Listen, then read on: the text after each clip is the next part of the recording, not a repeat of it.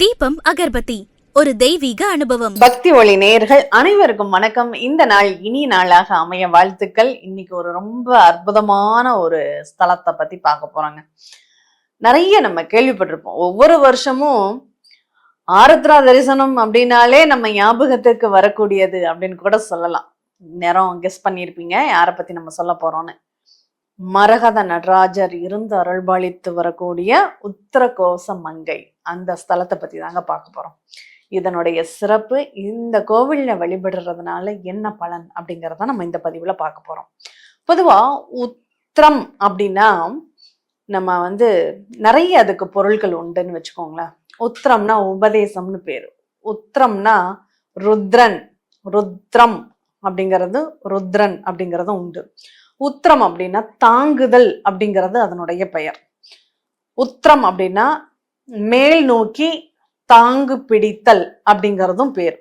இப்ப ஒன்றும் இல்லை, ஒரு வீட்டுக்கு மேல தாங்கக்கூடிய ஒரு இதை உத்திரம்னு சொல்லுவாங்க.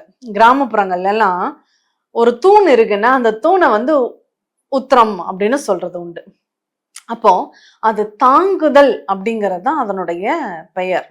இப்ப இங்க இந்த உத்தரகோச மங்கையினுடைய பொருளாக என்ன எடுத்துக்கிறாங்க? உபதேசம் அப்படிங்கிறத எடுத்துக்கிறாங்க. கோசம் அப்படின்னா ரகசியம்னு அர்த்தம். அடுத்து மங்கை அப்படின்னா பார்வதி தேவியை குறிக்கக்கூடியது. அப்போ ருத்ரன் அப்படிங்கிற ஈசன் ரகசியத்தை பார்வதிக்கு உபதேசம் செய்த ஸ்தலமாக இருப்பதனால் இது உத்தரகோச மங்கை அப்படின்னு பெயர் வந்திருக்கு அப்படின்னு சொல்லலாம்.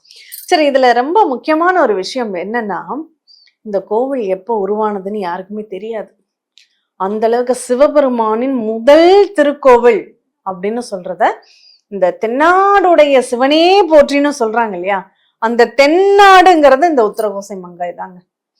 அதனாலதான் அந்த முதல் கோவில், அங்க ஈசன் முதலாக அமர்ந்த கோவில் அப்படிங்கிறது உத்தரகோச மங்கை அப்படின்னு சொல்லப்படுது. சரி, இந்த உத்தரகோச மங்கையில வேற என்ன சிறப்பு இருக்கு அப்படின்னா, நம்ம பார்வதி தேவி மீனவ பெண்ணாக அவதாரம் எடுத்து அங்க வலை வீசி, ஒரு வாணனாக வலை வீசி சுறா மீனை கட்டுப்படுத்தியவராக அங்க ஈசன் அந்த ஒரு திருவிளையாடலை நிகழ்த்திய இடம் அப்படிங்கிறது இந்த ஊர் தான். இந்த உத்தரகோச மங்கை முதல்ல கடல் அருகாமையில இருந்திருக்கு. அதுக்கப்புறம் கடல் உள்வாங்கி அது கொஞ்சம் தள்ளி போயிடுச்சு அப்படின்னு சொல்லலாம். அவ்வளோ ஒரு சிறப்பு அப்படிங்கிறது உண்டு. அப்படி அந்த மீனவ பெண்ணாக வந்த பார்வதி தேவியை திருமணம் செய்து அவங்களுக்கு உபதேசம் செய்த ஒரு இடம் அப்படிங்கிறத சொல்லலாம். இந்த பிரணவ பொருளை, வேத ஆகமங்களை பார்வதி தேவிக்கு உபதேசம் செய்த இடம் அப்படின்னு சொல்லப்படுது. அப்போ ஒரு அறியாமையில ஒருத்தங்க இருக்காங்க அப்படின்னா, அந்த அறியாமை என்னும் ஒரு நிகழ்வை நீக்கி, நான் யாரு, நான் என்னுடைய பிறப்பின் நோக்கம் என்ன, நான் எதுக்காக அங்க வந்திருக்கேன் அப்படிங்கறதெல்லாம் தெரியல அப்படிங்கிறவங்க, அந்த அறியாமல் இருக்கக்கூடியவங்களுக்கு அவங்க யாருங்கிற உண்மையை உணர்த்தக்கூடிய ஒரு ஸ்தலமாக நம்ம பார்க்கலாம் அப்படின்னு சொல்லலாம். சரி, இதுல இன்னொரு விசேஷம் என்ன இருக்குன்னா, சிவபக்தர் அப்படின்னாவே நம்மளுக்கு முதன்மையா நினைவுக்கு வரக்கூடியவர் ஒருத்தர் இருக்கார். யார் தெரியுமா? ராமாயணத்துல அவருக்காக தான் ராமாயணமே வந்தது. யாரு? ராவணன். இந்த ராவணன் அவரு பக்தராக அவருக்கு தாண்டி ஒரு சிவபக்தர் இல்லை. அதனாலதான் ராவனுக்கு ராவணேஸ்வரன் அப்படிங்கிற ஒரு ஈஸ்வர பட்டமும் சேர்ந்து வந்துச்சு. தன்னுடைய ஆத்ம லிங்கத்தை அவர் யாருக்கு கொடுக்கிறாரு? ராவணனுக்கு தான் கொடுக்கிறார். அதனால அந்த ராவணன் வழிபட்ட ஒரு சிவன் அப்படிங்கிறதும், இன்னும் சொல்ல போனா மண்டோதரி என்ன பண்றாங்க, இந்த மங்களேஸ்வரர் அந்த இறைவனுடைய திருநாமம் பாருங்க, மங்களேஸ்வரர் மங்களாம்பிகை அப்படிங்கிறது பேரு அந்த இறைவனுடைய திருநாமம். இப்போ இன்னொரு ஜோதிட தகவலும் இதுல இருக்கு, தொடர்ந்து பாருங்க. இந்த மண்டோதரி நல்ல கணவன் அமையணும்னு சொல்லி அங்க சிவபக்தரான ஒரு கணவன் எனக்கு அமையணும்னு பிரார்த்தனை பண்ணிக்கிட்டாங்க. அதற்காகவே இங்க ராவணன் மண்டோதரிக்கு கணவனாக அமைஞ்சார். அந்த ராவணனுக்கு அந்த மங்களேஸ்வரனே திருமணம் செய்து வைத்ததாகவும், அந்த திருமணம் செய்த இடம் இதுதான்னு சொல்லக்கூடிய வழக்கமும் இங்க இருக்கு. சரி, அந்த அளவுக்கு சிறப்பு வாய்ந்த ஒரு ஸ்தலம் அப்படின்னு சொல்லலாம். 8000 வருடங்களுக்கு, இந்த கலியுகம் தொடங்கியதற்கு முன்பே இந்த ஆலயம் இருந்ததற்கான, ஏன்னா அடிமுடி நம்ம தாளம்பூக்கு ஒரு சாபம் வந்துருது, சிவ பூஜையில என்னை பயன்படுத்த, உன்னை யாருமே என்னுடைய பூஜைக்கு பயன்படுத்த மாட்டாங்கங்கிற ஒரு சாபத்தை கொடுத்துட்டார். ஆனா இந்த கோவில்ல தாழம்பூவை பூஜைக்கு பயன்படுத்துறார்கள். அந்த கோவில்லயே அந்த தாழம்பூவும் இருக்கு. இதுக்கு என்ன ஒரு காரணம் சொல்லப்படுதுன்னா, இந்த தாழம்பூவை பயன்படுத்தக்கூடாதுன்னு சிவன் சாபம் விட்டார் இல்லையா? அப்ப அதுக்கு முன்னாடியே இந்த கோவில் இருந்திருக்கு. அடிமூடி காணாத இறைவனாக அந்த சம்பவம் நிகழ்வதற்கு முன்பே இந்த கோவில் உருவாயிருக்கு அப்படிங்கிறத இங்க பதிவு பண்றாங்க. அதனாலதான் அந்த சாபம் விடுறதுக்கு முன்னாடி உருவான கோவில்ங்கிறதுனாலதான் இன்ன வரைக்கும் தாழம்பூவை இறைவனுக்கு நித்திய பூஜைகள்ல சாத்துக்கிறாங்க அப்படிங்கிற ஒரு வழக்கமும் இருக்கு. பாருங்க எவ்வளவு ஒரு ஆச்சரியமான ஒரு விஷயம். ஒரு சட்ட திருத்தம் கொண்டு வர்றாங்க. அந்த சட்ட திருத்தம் இத்தனாவது வருஷத்துல இருந்து அமுல்படுத்தப்படுது. அதுக்கு முன்னாடி உள்ள சட்டம் எல்லாம் செல்லாது இல்லையா? அப்ப அதுக்கப்புறம் சட்ட திருத்தம் பண்ணினதுக்கு அப்புறம் உள்ள நடைமுறைகள் தானே பின்பற்றப்படும். அந்த மாதிரிதான் இந்த கோவில் எப்போதுமே தாழம்பூ பயன்பாட்டில் இருந்திருக்கு. அதற்கு பிறகு வந்த ஒரு சூழ்நிலைகள் பயன்படுத்தக்கூடாதுன்னு சாபம் பெற்றிருக்கு அப்படிங்கிறத நம்ம எடுத்துக்கலாம். அப்போ அதனுடைய அந்த பழமையை உணர்த்துவதற்காக தான் இத்தனையும் நம்ம பேசுறோம். சரி, அங்க மரகத நடராஜர் 5 அடி உயரத்துல மரகத நடராஜர் இருக்கக்கூடிய ஒரு அதி அற்புதமான, இன்னைக்கும் அந்த மரகத நடராஜருக்கு வருஷத்துல ஒரே ஒரு முறை மட்டும்தான் அபிஷேகம் நடக்குது. அதுவும் 32 வகையான அபிஷேகங்கள். நம்ம 16 அபிஷேகம் தான் பார்த்திருக்கோம். இங்க பாருங்க 32 வகையான அபிஷேகங்களே இங்க நடராஜர் பாக்குறாரு அப்படின்னு.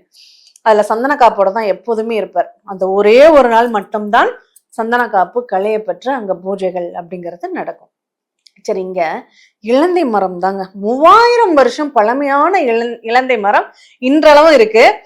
தப்பி தவிர அதுல பழம் பழுத்து கீழே விழுந்ததுன்னா அது கடவுளே கொடுத்த பிரசாதம், பொக்கிஷம். அது குழந்தை வரம் இல்லாதவர்களுக்கு அந்த இலந்தை பழம் கிடைத்ததுன்னா அவங்களுக்கு உடனடியாக குழந்தை பாக்கியம் கிடைக்கும். அந்த இறைவன் ஆசை கொடுத்ததாக ஐதீகம். அந்த அளவுக்கு ஒரு சிறப்பு வாய்ந்த இலந்தை மரம் இங்க இருக்கு. சரி, ரகசியம் அப்படின்னாவே அது 8ஆம் பாவகத்தோட தொடர்புடையதுங்க. நம்ம ஜாதகத்துல ரகசியத்தை எந்த பாவம் கொடுக்கிறோம்னா மறைமுகமாக இருக்கக்கூடிய ஒரு பாவகம்ங்கிறது 8. அந்த 8 தான் ரகசியம். அந்த காலபுருஷனுக்கு 8வது ராசி என்னன்னா விருச்சக ராசி. அந்த விருச்சக ராசியின் விருட்சம் என்னன்னா இந்த இலந்தை மரம் அப்படின்னு சொல்லலாம். அப்போ பாருங்க, பெண்களுக்கு கர்ப்பப்பை சிறக்கு வலுவா இருக்கணும் அப்படின்னா இந்த ஊருக்கு உத்தரகோச மங்கையில போய் அந்த இலந்தை மரத்துக்கிட்ட ஒரு சிவன் இருக்கார், சகஸ்ரநாம லிங்கம். அது எவ்வளவு பெரிய விசேஷம் தெரியுமா? நிறைய பேருக்கு இந்த சகஸ்ரலிங்கத்தை கும்பிடுவதற்கான காரணம் கூட தெரியாது. அதெல்லாம் நான் அடுத்த பதிவுல விரிவா உங்களுக்கு கொடுக்குறேன். ஆனா இங்க நம்ம உத்தரகோச மங்கை மங்களநாதன் மங்களேஸ்வரி ஜோதிட ரீதியாக மங்களன் அப்படிங்கிற பேரு எந்த கிரகத்திற்கு உரியதுன்னா செவ்வாய் பகவானுக்கு உரியது.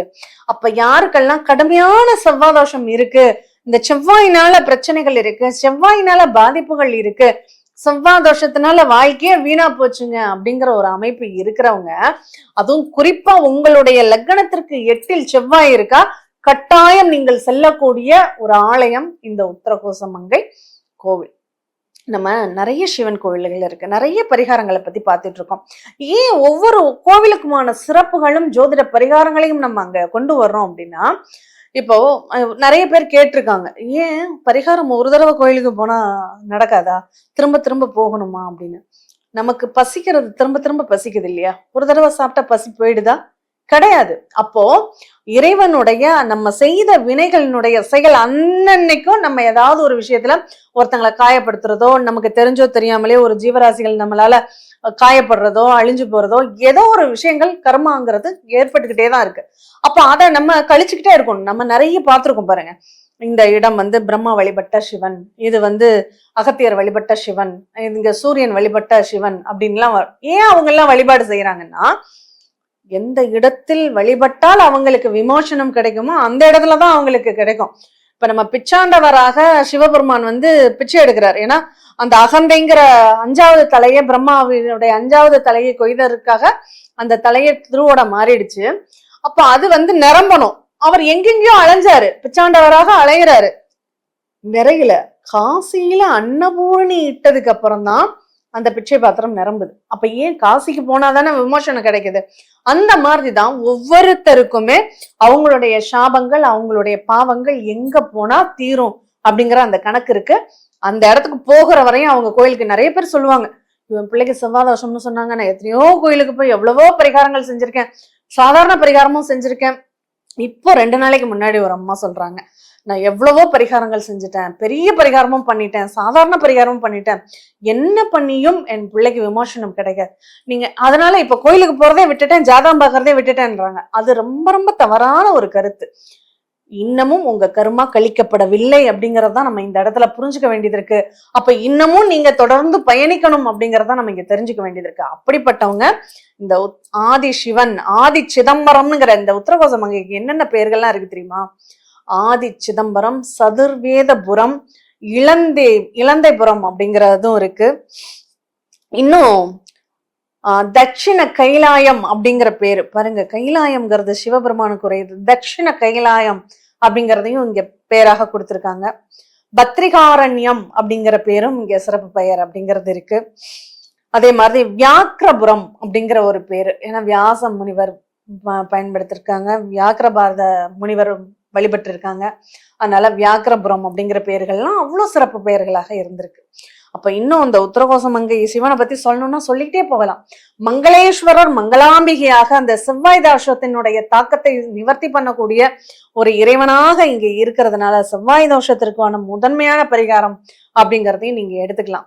இன்னும் சொல்லப்போனா உத்திர நட்சத்திரம், இந்த உத்திர நட்சத்திரம் சிம்ம ராசியில ஒரே ஒரு பாதம் மட்டும்தான் இருக்கும். கன்னி ராசியில உத்திரம் 2, உத்திரம் 3, உத்திரம் 4ன்னு 3 நட்சத்திர பாதங்கள் இருக்கு.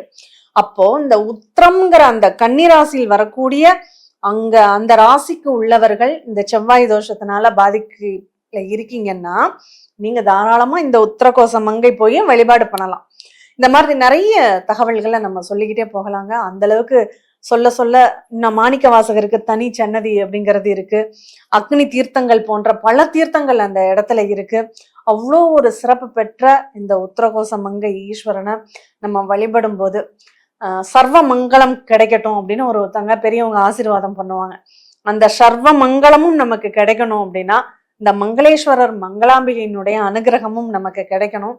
அதனால கட்டாயம் நம்ம இந்த ஆலயத்துக்கு போய் வழிபடுவதனால நமக்கு சகலவிதமான பிரச்சனைகளும், இன்னும் சொல்ல போனா இந்த பிறவியினுடைய நோக்கம் நமக்கு நிறைவேறணும், இந்த பிறவியினுடைய முழுமையான பலன்களை நம்ம அனுபவிக்கணும், நம்மளுடைய அந்த கெட்ட கர்ம காரியங்கள் நமக்கு பின்தொடரக்கூடாது அப்படிங்கிற ஒரு நிகழ்வுகள் எல்லாம் தாண்டி உங்க வாழ்க்கையில அடுத்த கட்ட நல்ல நிறைவான ஒரு வாழ்க்கைக்கு நோக்கி பயணிக்கணும் அப்படின்னா கண்டிப்பா இந்த உத்தரகோச மங்கை போயிட்டு வாங்க.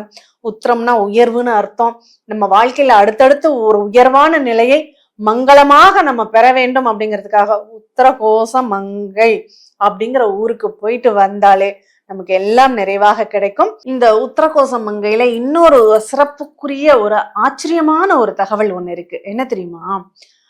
ஒவ்வொரு ஊர்லயும் திருவண்ணாமலை, திருவாரூர், இந்த மாதிரி சில இடங்கள், காசி, இதெல்லாம் முக்தி முக்தின்னு சொல்றோம் இல்லையா? இந்த மண்ணை மிதித்தாலே முக்தி அப்படிங்கிற ஒரு தகவல் இருக்கு. கூடுதலா நம்ம ஒரு நாளைக்கு எத்தனையோ கோயில்கள் போய் தரிசனம் பண்றோம். ஆனா ஒரு நாளைக்கு ஒரே கோவிலை 3 வேளையும் தரிசனம் செய்தால் நமக்கு வாழ்க்கையில சகல சௌபாகியங்களும் கிடைக்கும் அப்படிங்கிறது ஒரு சிறப்புக்குரிய ஒரு தகவல். அதையும் இந்த பதிவுல பகிர்ந்துக்கிறேன். மீண்டும் இனியதொரு நிகழ்வில் சந்திப்போம். சாந்தி தேவி ராஜேஷ்குமார், ALP ஜோதிடர், ஜோதிட ஆசிரியர். நன்றி.